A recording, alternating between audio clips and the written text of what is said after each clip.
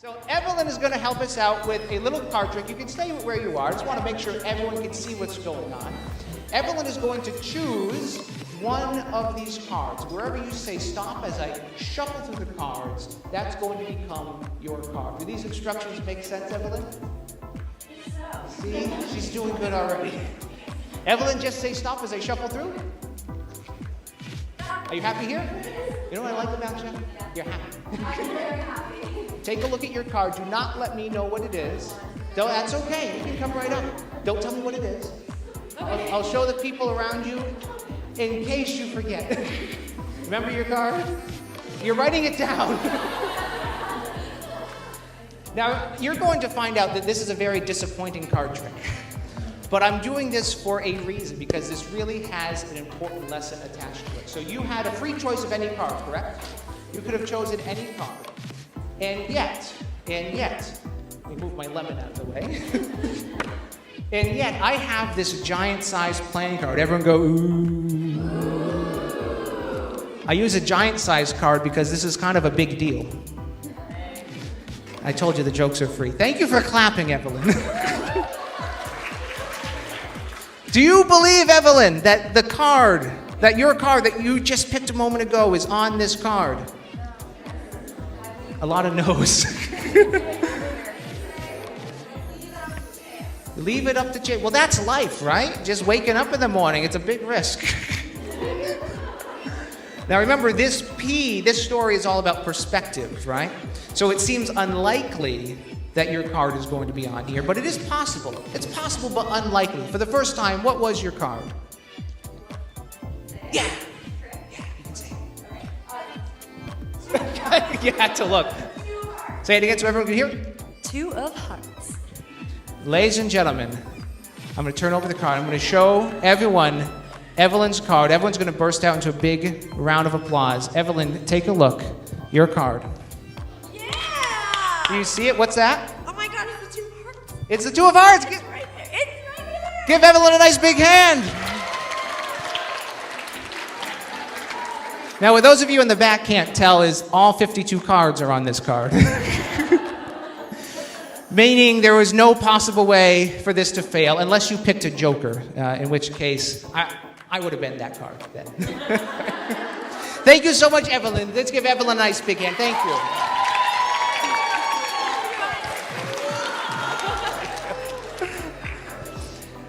I like to perform this trick, mostly because it's ridiculous, and I'm a ridiculous guy, but it also illustrates how taking a step back from a situation and seeing a difficult situation, how it can become a positive situation, how regardless of what happens, we're always going to be able to facilitate a positive result. Now, this is a simple example of this. How do we apply this to everyday life? Well, think about it this way. We're all coming from different places, right? And yet we're all gathered in the same room for the same purpose. And yet even though we're all gathered here for the same purpose, we're all experiencing something slightly different. And we can't help it. It's because of all the different perspectives that we're using to interpret all these events around us. If any of you wanted to change your experience, you could easily leave the room, but then the counselors would chase after you. Sometimes, what was that? Citations, that's right, citations.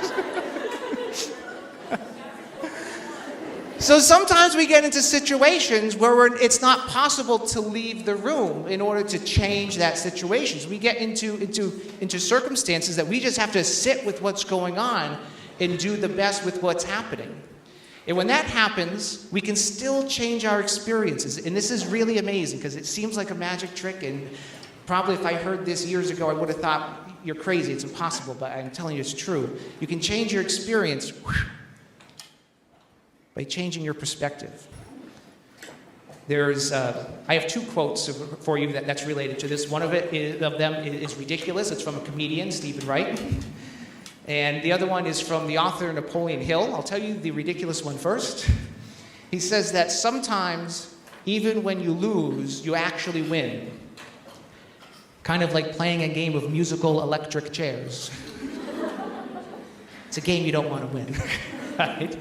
But the idea is true. A lot of times we're playing games that we think we want to win, But when we realize what's going on, we realize, well, maybe this is a game that we shouldn't even be playing. Maybe this is a game that I don't really want to be winning.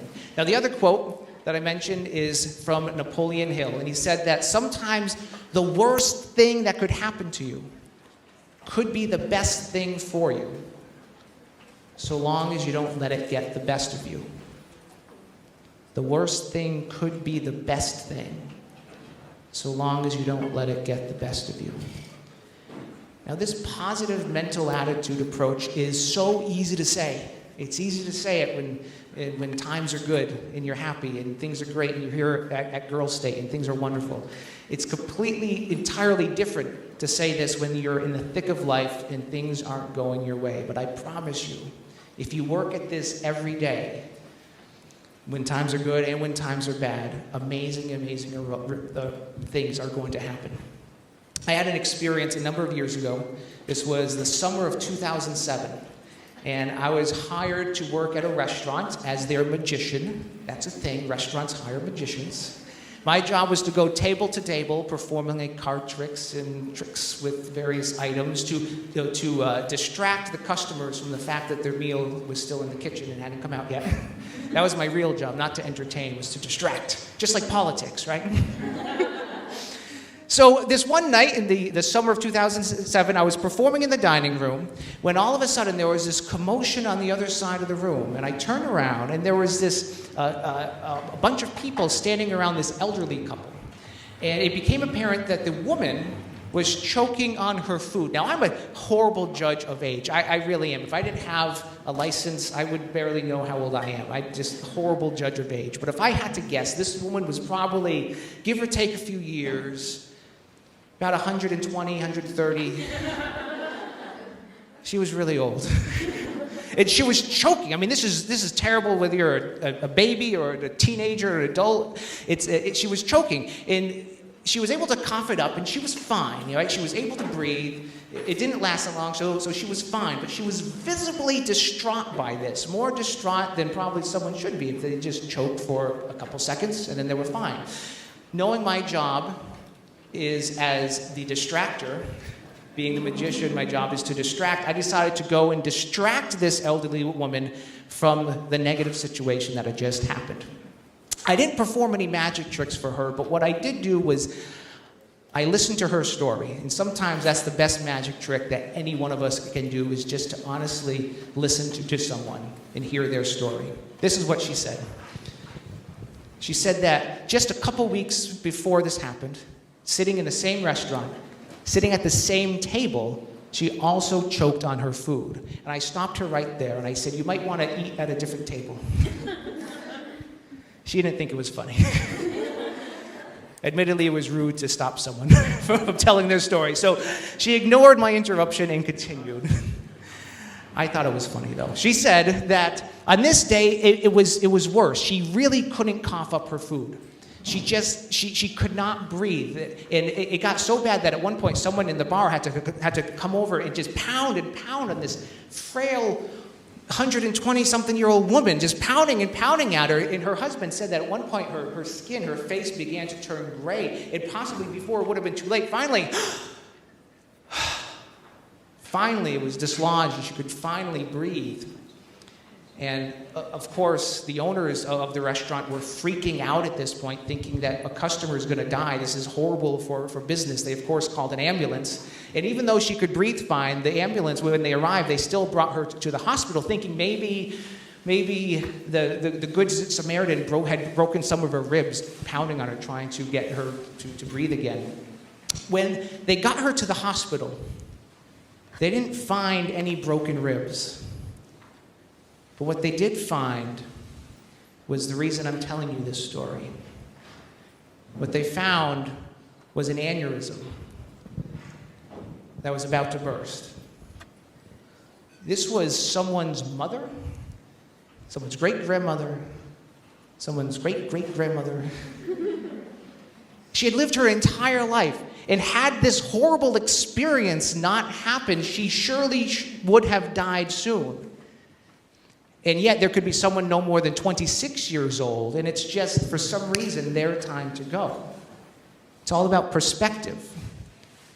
It's often said that there's nothing good about tragedy, that it's better to be at peace than at chaos, and better to be happy than sad. But just as choking on a piece of food can have this greater meaning, I would suggest that tragedy and sadness and God bless you, all of these things have a greater purpose and a greater meaning, so long as we're able to take a step back and look at things from a different perspective. So before I get to the last story, I have a question for you. What are you choking on? And how might you benefit from it?